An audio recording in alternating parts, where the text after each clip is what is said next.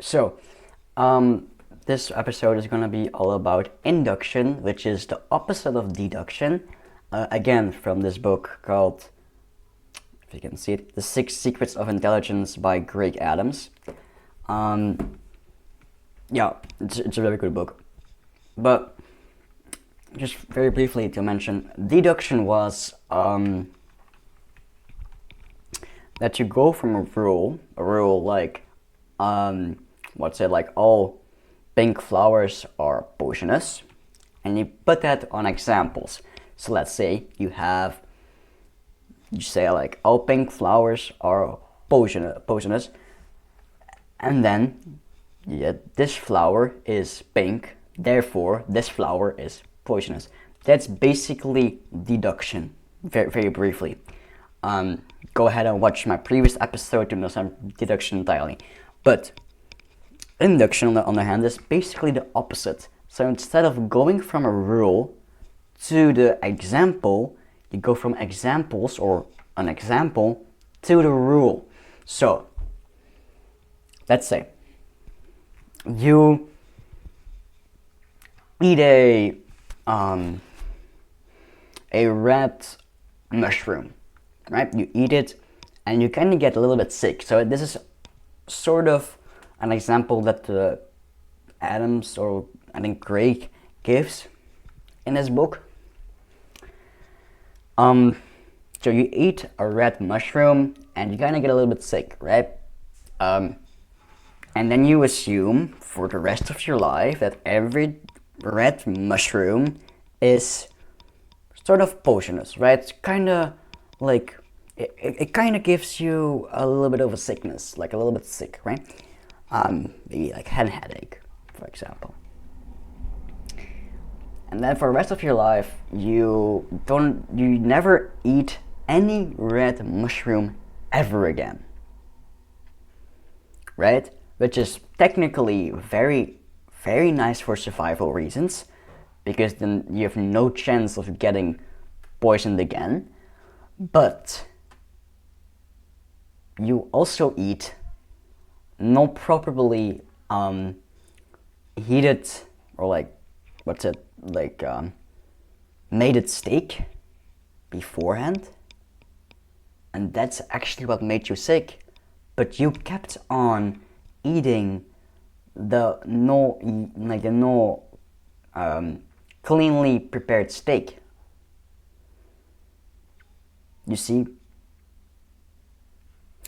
So basically, what's happening right now is that, of course, let's say, let's make another example, but like I'm going to tell it and fine, and it's going to make sense at the end, not now.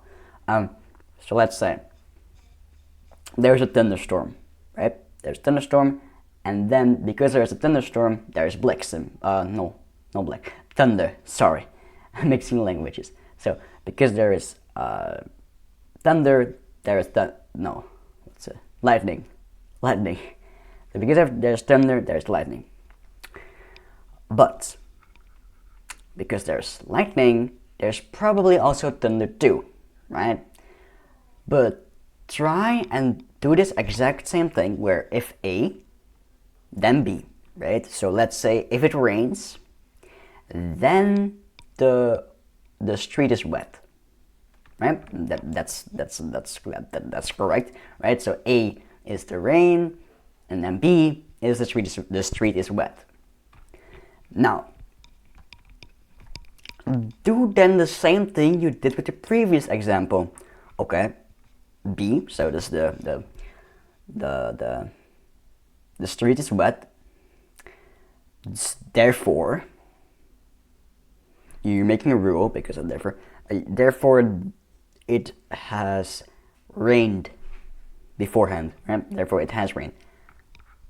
Well, you could do that, and technically that would be a rule, but you could argue that no, there was no rain. The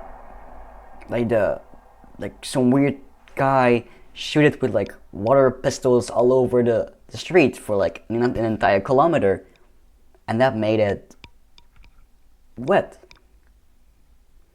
You see, it's no, you can't say that because of A, B is going to happen, but you cannot always say that because B happens, or happened, that A also happened previously. There is, like, how are you going to, like, prove that? With thunder, or like lightning, yeah, you could prove that. Okay, maybe it would be an alien, but I don't think that. Maybe, yeah, exactly. Maybe it would be an alien. That may be far-fetched, but maybe it is an alien. Same goes for the last example, right? So now let's go back to the mushroom and steak example, and the poisonous example, right? The thing is, B happens, B happened. You got sick, like you got poisoned, like no, like yeah, technically you got poisoned, and you assume that the A was eating the red mushroom.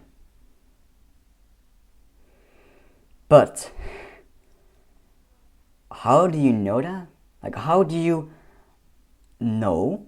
Yeah, technically for survival reasons, this is completely fine, right? I'm not arguing with like biology or evolution. This is basically how we survived. But if we are trying to argue about things, why wasn't it the steak that did it? Why wasn't it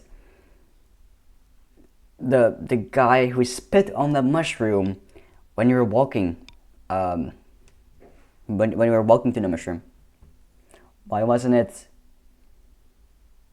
the all you ate yesterday? Why isn't it an alien invasion? For example, that's a bit fetched, but you see my point. You cannot just very quickly say that is exactly what happened, even though it's good for like survival reasons, even though that. But you cannot actually say it does, because this time it was a steak.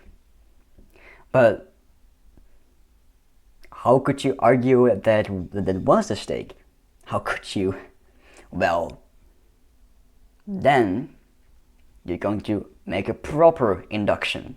Then you're going to do like a study or something, or you're going to search it up. You're going not search it up, then because then that's just straight information. But you're going to like a study, or you're going to eat a lot of specific type of fruit, or like the thing that makes you poisonous, and you're going to test it. So again, you go from a lot of examples.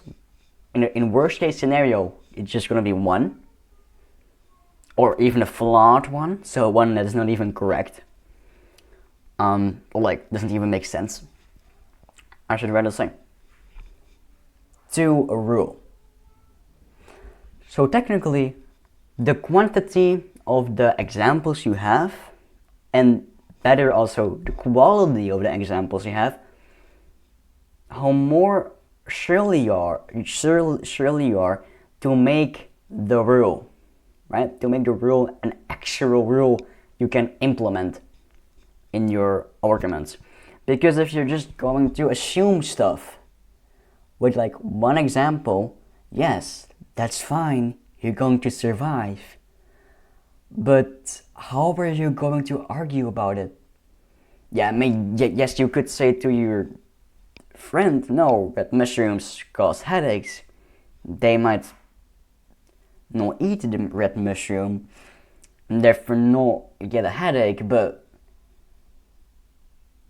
what if they could just eat a red mushroom fine and also not have a headache?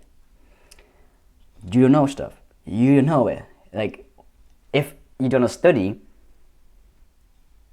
with enough examples, yeah, then you could.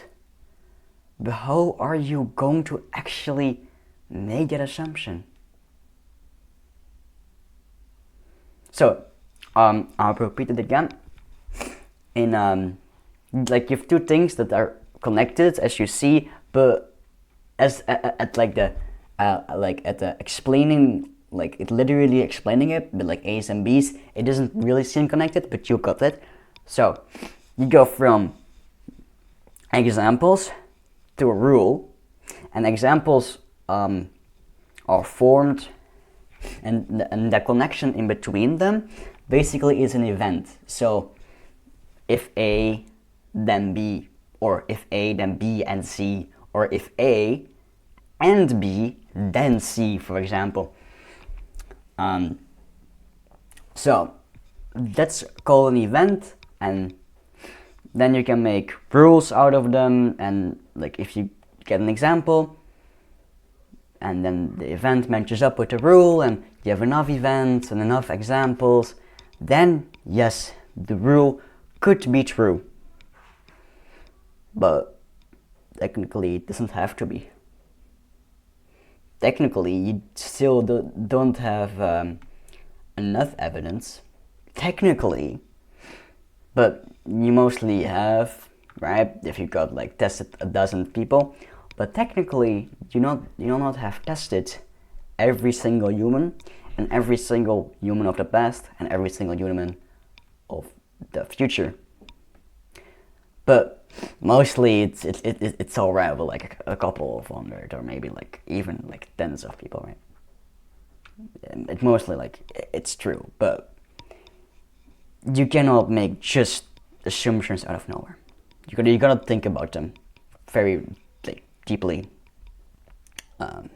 Even if it's just a brief thought, it's already better than just straight up assuming stuff. So yeah, I think that was the induction. The part. So this video is going to get called Induction: How to Make or Break a Theory. So induction is used to make theories and break them by making very good inductions, like and events and examples, and break them by seeing the flaws in their inductions, or your own induction even. So yeah, I think that's induction for you. The next episode on this book is gonna be about analogy, which is like a kind of a form of induction, but it's a little bit like it deserves a separate secret like topic. So yeah, thank you for watching, and remember, keep learning, guys.